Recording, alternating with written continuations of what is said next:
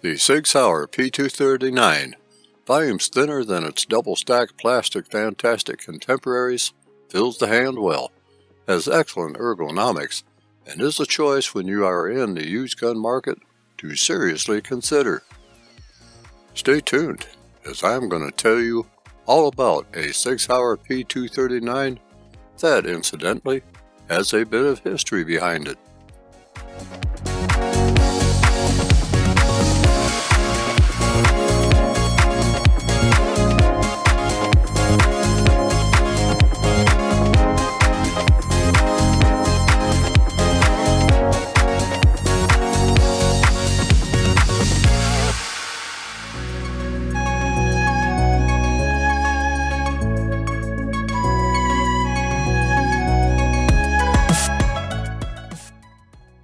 The Sig Sauer P239 is a semi-automatic pistol designed and once manufactured by Sig Sauer. It was produced from 1996 to 2018 and offered in three calibers: 9x19mm Parabellum, 357 Sig, and 40 Smith & Wesson. P239 became popular in the United States as a concealed carry option. In 2004, the U.S. Immigration and Customs Enforcement, ICE, contracted with Sig Sauer for the purchase of up to 65,000 P239 pistols. The U.S. Navy's Criminal Investigation Service, NCIS, purchased P239 pistols in .40 caliber, along with the Sig Sauer P229 pistols with the double-action Kellerman triggers, to replace their aging 9mm M11 pistols. I purchased this P239 in 1991, used, as it was a trade-in, as I was carrying a Sig Sauer P220 SAS at the time as a Leo. The P239 would soon become an off-duty carry, which was eventually retired to the safe when the department mandated the Smith & Wesson Model 686 for duty carry, and I needed to research a revolver for off-duty carry. The P239 has been hidden in the safe since, until now, and I decided to bring the pistol back into the sunlight and develop a review of it.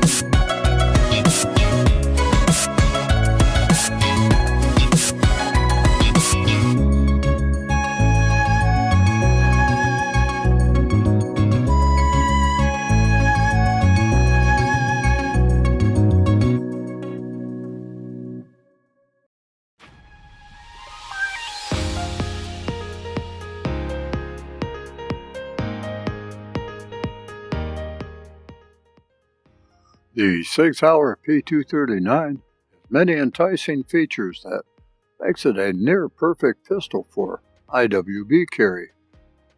I have always liked the simplicity of the dot the eye sighting system. Just place the front sight dot on the rear sight's post. Both the front and rear sight is fixed, with no provision for elevation possible with the rear sight. Both sights, however, can be drift adjusted for windage, and both sights can be replaced. The slide height is typical Sig Sauer, high and proud. This tall slide also, while some say that the slide height is a disadvantage, and due to its design, places the bore axis high as well, and due to the grip design, the slide is well away from the hand when it cycles, thus protecting the hand from slide bite.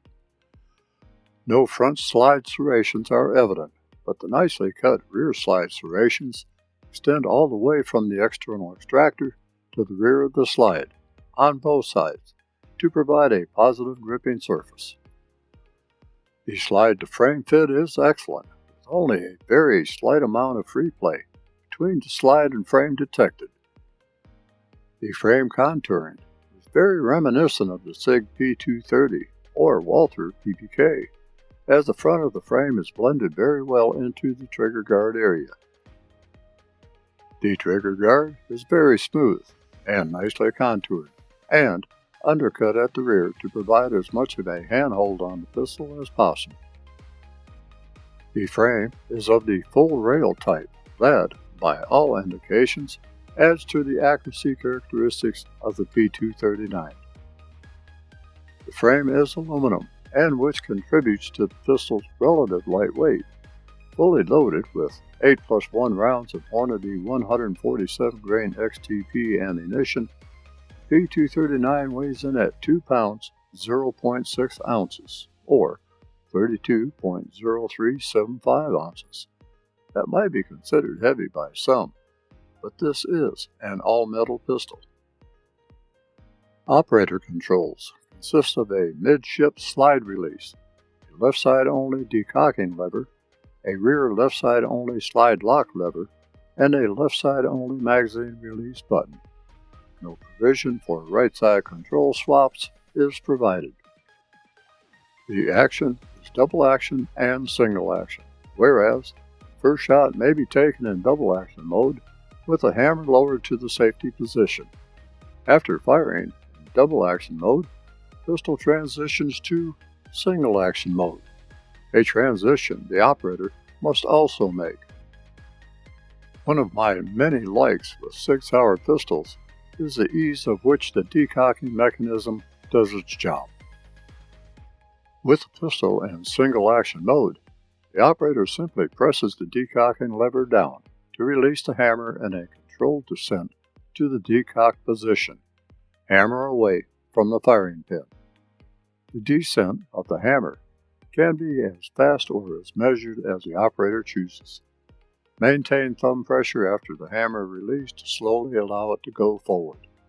The hammer does not simply snap into the decocked position, as with many DA/SA pistols with decocking capabilities.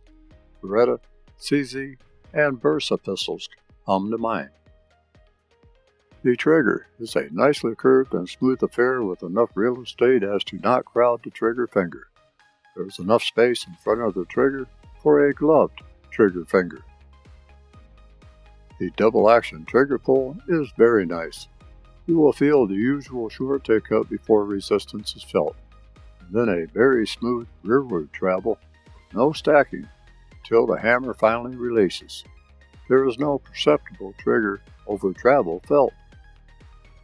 From a decocked hammer position, one can expect a 9-pound, 9.7-ounce trigger pull weight, not unlike many other DA/SA triggers. One characteristic of the P239's trigger pull is that a staging point can be easily detected. If you are not familiar with the staging term, it simply means that there is a point in a double-action trigger where a slack point can be felt. With double-action revolvers, the staging point is a lot more evident than with double-action pistols. The staging point with the P239 is more sensed than felt. However, hammer's position can serve as an indicator where a trigger can be staged.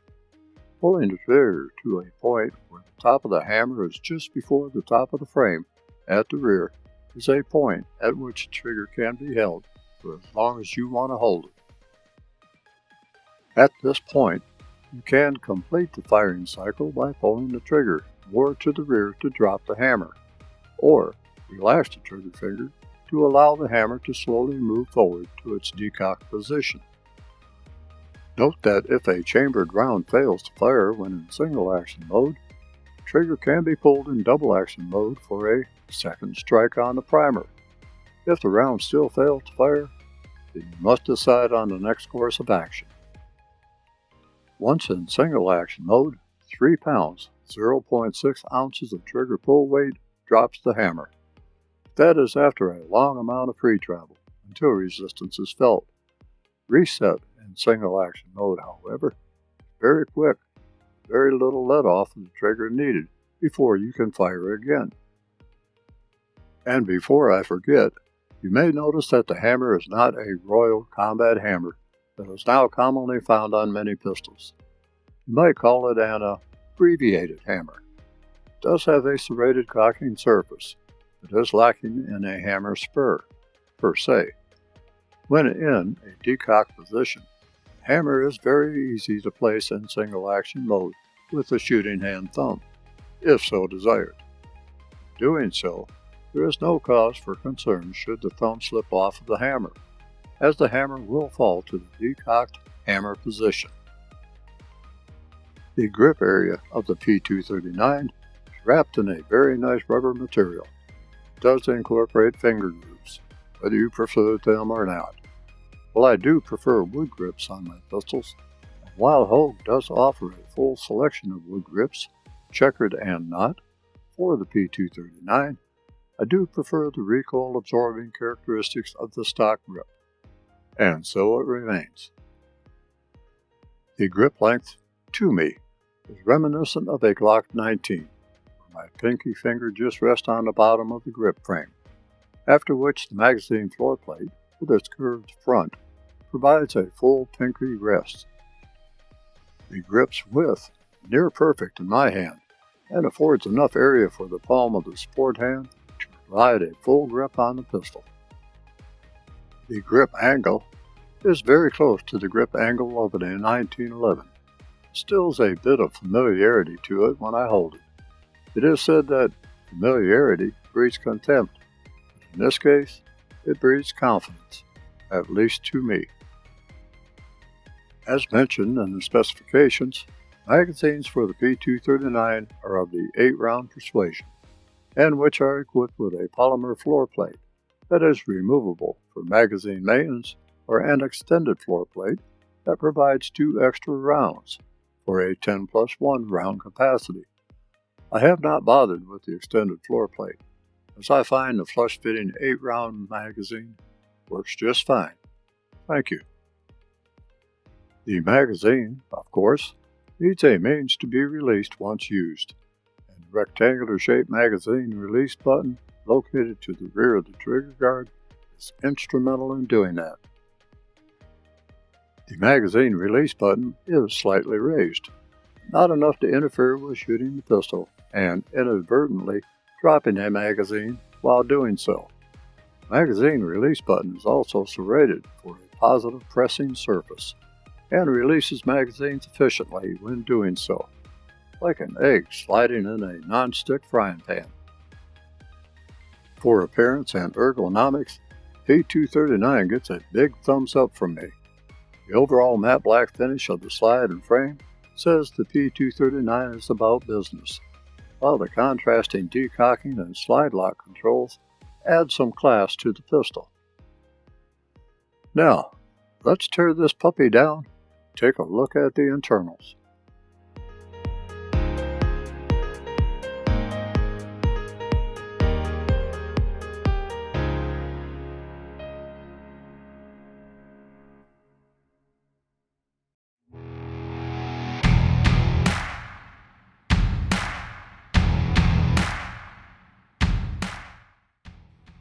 Before I get you to the inside of the P239, I need to field strip it. To do so, first, of course, is to ensure that the pistol is safe to work on. Dropping the magazine, locking the slide fully to the rear, and inspecting the chamber and surrounding area, ensure no live ammunition is present.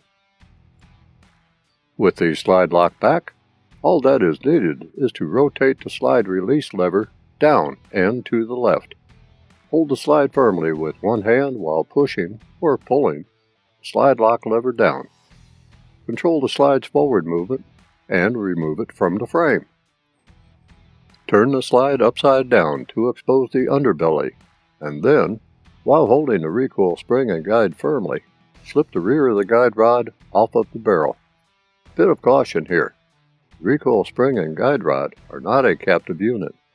Remove the guide rod and recoil spring carefully to prevent the recoil spring from just flying loose. Allow the recoil spring to decompress so that you can remove it toward the rear of the slide.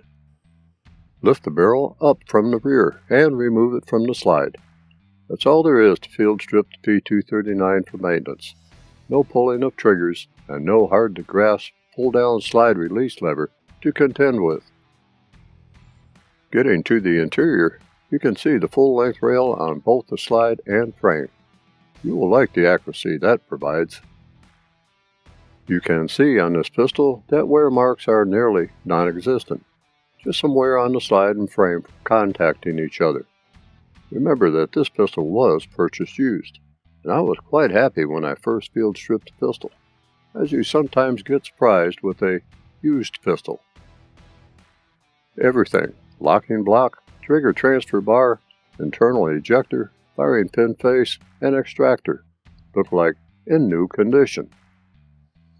To reassemble the P239, just reverse the takedown procedure, while ensuring that guide rod is centered and secured on the barrel.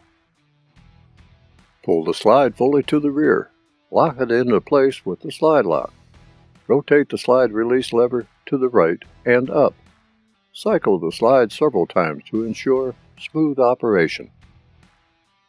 Now you may have noticed that I did not cover lubrication. To cover that, I am just going to throw out how I recommend lubricating the P239, which is pretty much the same that I use on all pistols. First of all, use a premium lubrication product. Grease is not recommended. If the lubrication product contains Teflon, shake it well before using, as the Teflon does settle. Lubricate the following parts: slide and frame rails, 3 drops on each side. Disconnector on top of frame, 1 drop. Barrel hood, 2 drops spread across surface. Barrel locking lugs, inside slide and on barrel, 1 drop on each lug. Slide stop, 1 drop spread across surface. The outside of the barrel, 3 drops spread across the surface. A cocked hammer, 1 drop in between the hammer and frame. The guide rod, 1 drop spread across surface. Now, I believe that I am ready to take the P239 to the range. What say I take you along with me?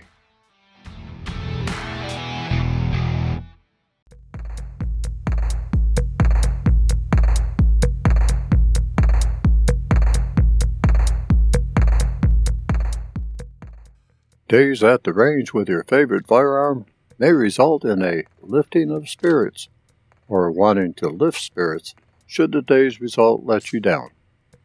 Since I don't lift spirits at any time, the day's result would either prompt me to create a positive or negative review with regard to a firearm's performance, and perhaps my performance with one. In the case of the P239, let's give it a go, see what happens.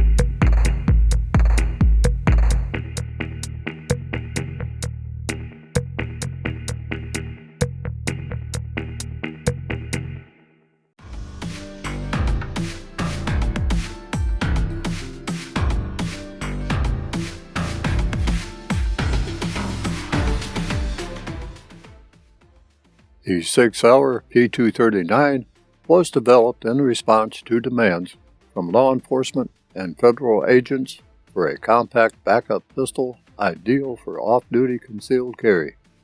The slim profile of this single-stack pistol provides easy concealment without sacrificing handling.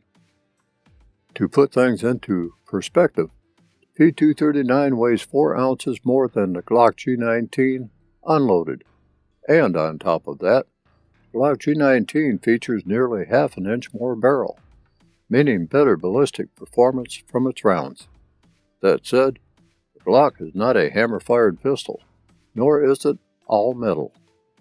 Sig's P239 pistol isn't a bad gun by any measure.